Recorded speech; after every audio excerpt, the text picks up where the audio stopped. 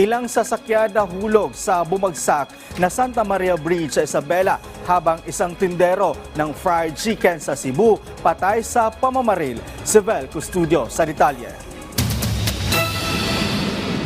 Halos mahati ang Santa Maria Bridge sa Isabela matapos bumagsak kagabi. Maya-maya pa, heto na ang sumunod na eksena.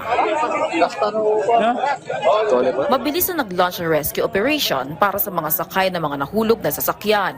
Hindi pa malinaw kung ilang motorista ang nadamay.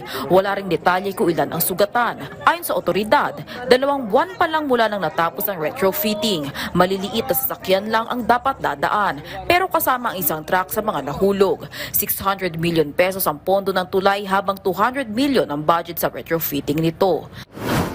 Naliligo sa sariling dugo ang fried chicken vendor na ito matapos barilin sa barangay Santa Cruz, Cebu City. Ayon sa isang testigo, isang lalaki na sakay ng motorsiklo ang nagtanong kay Jade Mark Dungog kung magkano ang paninda niyang manok. Pero matapos magtanong ang rider, bigla na lang binaril sa likod ang biktima. Mabilis na nakasibat ang gunman sakay ng motorsiklo habang ang fried chicken vendor ay bumagsak na sa kanyang kariton hanggang bawian ng buhay. Hindi nakilala ang gunman dahil may takip daw na telang itim ang kanyang mukha. Inaalam pa ang motibo sa pamamaril. 2 pugante Chinese ang nahuli ng Bureau of Immigration sa NAIA Terminal 3. Naharang ang mga suspect na biyahe na sana papuntang Malaysia.